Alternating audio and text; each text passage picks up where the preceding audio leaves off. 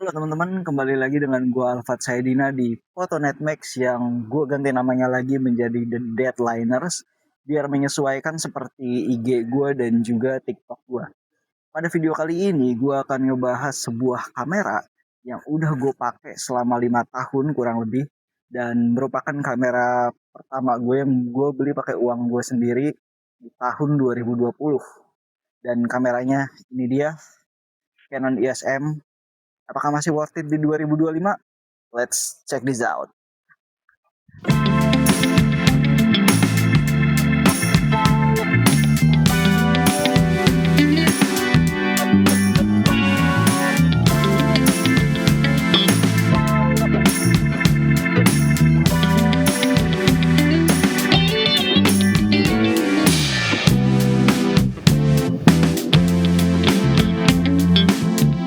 Oke, Canon EOS M merupakan kamera yang udah menemani gue selama 5 tahun ini.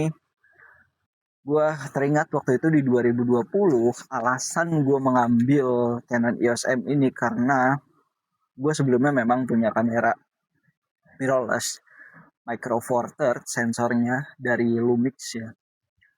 Itu mengalami sebuah accident sehingga LCD-nya ini mengalami dead pixel. Dan waktu itu nyari partnya susahnya setengah mati. Akhirnya gue memutuskan buat jual kamera itu murah aja gitu. Apa adanya lah kondisinya ibaratnya. Dan ya waktu itu merupakan transisi gue agar dapat merupakan transisi gue lah waktu itu. Akhirnya gue beli kamera Canon EOS M ini untuk menggantikan si Panasonic Lumix gue. Oke, singkat cerita, kamera ini udah nemenin gue lama banget dari 2020. Pasti udah banyak lah yang diabadikan menggunakan kamera ini. Di tahun 2025, gimana sih? Masih worth it atau enggak? Oke, kita bahas dulu soal bodinya dulu deh. Gak langsung ke spek, tapi bodinya dulu. Material bodi kameranya ini terbuat dari plastik semuanya. Dari lensa, dari bodi, dari uh, ya semua dialnya itu plastik ya teman-teman. Jadi si Canon EOS M ini semuanya materialnya terbuat dari plastik, jauh dari kata premium, tapi menurut gue cukup sederhana.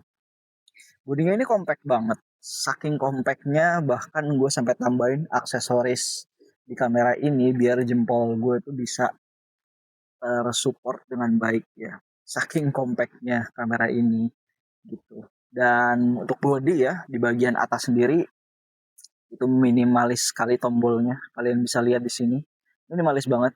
Kamera ini memang bukan kamera yang advance yang banyak tombol. Dia minimalis banget. Cuma ada tombol untuk switch ke video, untuk foto, dan juga untuk intelijen auto mungkin I don't know.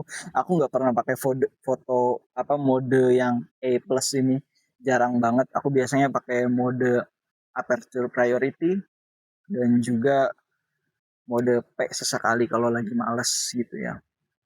Mode manual jarang banget aku pakai mode manual.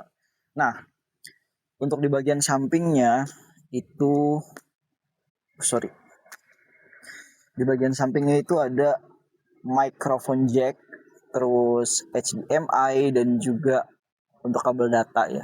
HDMI-nya ini micro HDMI mungkin, I don't know.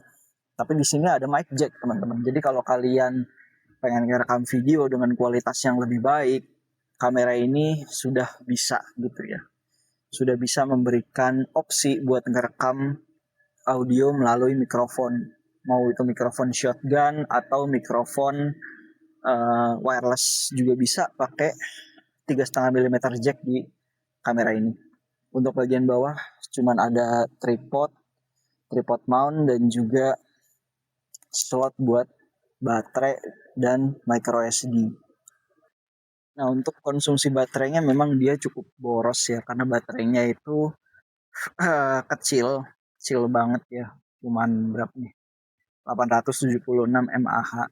Saran gua kalau beli kamera ini kalian harus punya spare baterai minimal satu lah, biar kalian kalau semisal lagi asik-asiknya hunting, kalian ada cadangan baterai gitu. Jangan sampai semisal kalian lagi hunting itu baterainya habis dan waktu ngecasnya juga lama ya teman-teman. Jadi saran kalau kalian pengen beli kamera ini, baterai itu harus kalian perhatikan.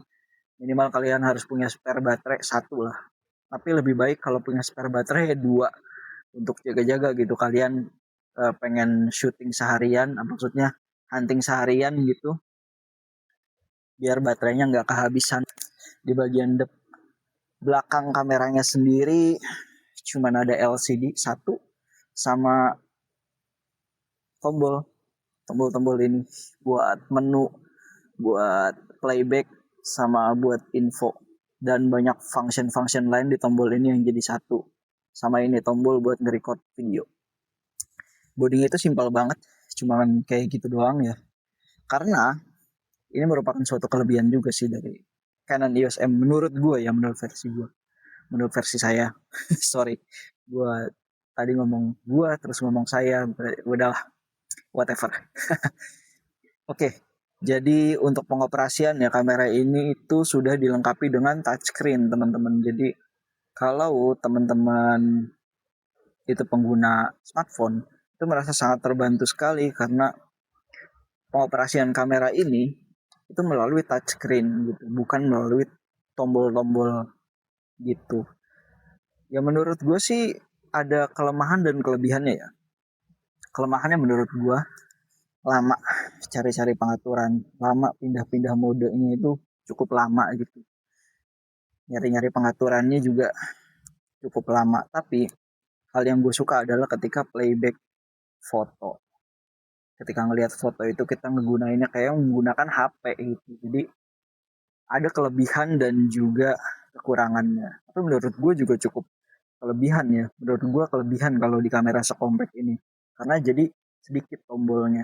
Jadi sangat-sangat compact, gak banyak tombol, gak banyak ribet. Tapi kalau untuk pengaturan manual memang agak ribet karena banyak tombol-tombol yang fungsinya jadi satu, dan juga kita itu terlalu banyak mainin layar gitu kalau untuk pengaturan manualnya gitu.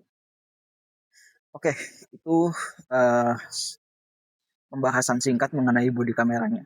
Kalau untuk spesifikasinya bagaimana? Oke, spesifikasi dari kamera ini dia menggunakan sensor ukurannya cukup gede ya buat kamera sekompak ini. APS-C teman-teman. Sensornya itu APS-C. Ya karena seperti yang kita tahu sendiri, Canon EOS M ini merupakan Canon mirrorless M mount generasi pertamanya dari Canon. Gimana ya maksudnya? Pertama kali Canon bikin mirrorless itu ya ini Canon EOS M ini teman-teman. Jadi pertama kali si Canon bikin mirrorless itu Canon EOS M ini menggunakan mounting yang sekarang mungkin udah discontinue ya dari si Canon-nya, karena sekarang mereka fokus ke sistem Canon RF gitu ya. Makanya Canon EOS M mount itu udah discontinue. Tapi ya kamera ini masih tetap worth it kok buat dimiliki gitu. Oke, sampai lupa bahas pembahasan spesifikasinya. Untuk spesifikasinya sendiri, seperti yang tadi gue udah spill ukuran sensornya, dia menggunakan APS-C 18 megapiksel, dan menurut gue 18 megapiksel itu udah cukupan lah ya. Gak sesuai standar sekarang, yang mana standar sekarang itu kayaknya minimal 24 megapiksel, 20 megapiksel. Ini resolusinya memang agak wagu di 18 megapiksel. Tapi 18 megapiksel itu menurut gue udah cukup kalau kalian cuman posting di Instagram gitu ya, atau cetak foto ukuran yang gak terlalu besar. Ukuran 18 megapiksel itu udah cukup gede banget gitu ya. Nah, kenapa gue bilang kamera ini worth it di 2025 juga? Karena zaman sekarang itu lagi tren kan digicam, dan harga digicam itu melambung tinggi banget gitu. Padahal sensornya itu kalau dibandingin sama APS-C jelas kalah jauh gitu teman-teman ya. Um, Ibarat kata perbandingannya sensornya digicam tuh segini, sensor APS-nya tuh gede segini gitu ya. Jadi ya memang menurut gua kamera mirrorless ini cukup worth it lah kalau kalian pengen memperdalam fotografi gitu. Dan juga mendapatkan kualitas hasil gambar yang lebih baik dari sekedar digicam. Oh iya, kenapa gue bisa katakan kamera ini juga lebih worth it daripada digicam? Karena kamera ini bisa gonta-ganti lensa ya teman-teman. Lu bisa pakai lensa apapun ya, um, mulai lensa dari native Canon, lu pakai lensa manualan, itu udah sangat oke ya. Terutama kalau di gue pribadi, gue lebih senang pakai lensa manualan ya. Kita bisa cari lensa-lensa manualan yang murah terus kita adapting di kamera ini. Kita pakai adapter, kita bisa mounting di kamera ini. Dan menurut gue itu merupakan strange point dari sebuah kamera mirrorless atau kelebihan dari sebuah kamera mirrorless seperti ini. Oke, dari spesifikasi itu tadi untuk foto 18 megapiksel ya. Untuk video gue lupa bilang bahwa kamera ini untuk video walaupun dia udah ada microphone jacknya, tapi kualitas videonya menurut gue biasa aja. Karena dia hanya mampu merekam video dengan resolusi maksimal 1080p di 30 frame per second. Ya itu sangat-sangat biasa sekali sih ya di kamera ini. Oke, dari tadi kita udah ngebahas soal spesifikasi. Oke, kita langsung aja tes kamera ini. Gimana sih kualitas gambarnya dengan sensor 18 megapiksel dan sedikit-sedikit kita akan tes kualitas videonya juga. Let's go, kita lihat. Ini adalah hasil gambar dari Canon EOS M dan hasil videonya juga. Check this out.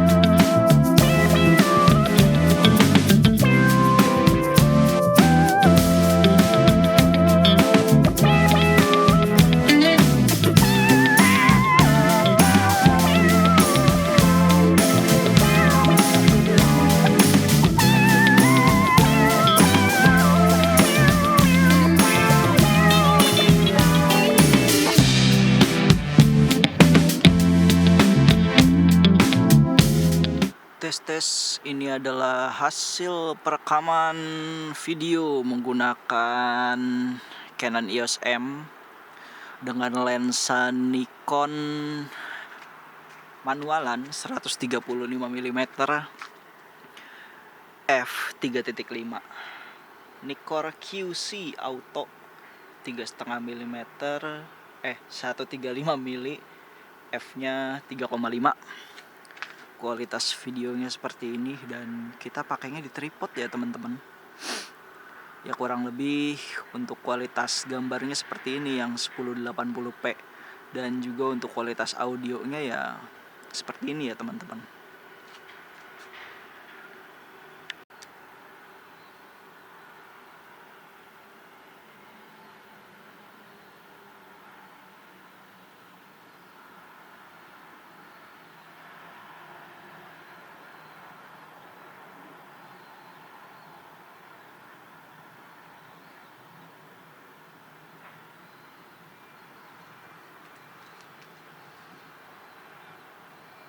Ini ada orang lagi panen daun bawang. Kita videoin pakai lensa yang cukup tele ini. Ini di kualitas 1080p 30 frame per second. Ini warna autumn colornya nih dari pohon di sana dikenain sinar matahari. Cakep bener ya. Ternyata cakep juga padahal cuma 1080p.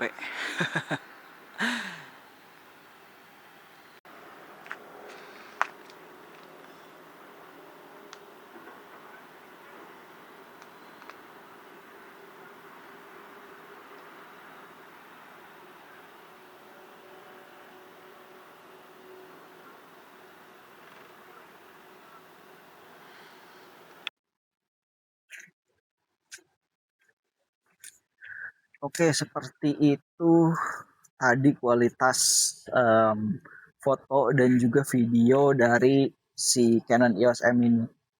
Di tahun 2025 worth it atau enggak? Menurut gue untuk perspektif yang udah pakai kamera ini selama 5 tahun, sangat-sangat worth it. Tentunya dengan kebutuhan gue pribadi ya.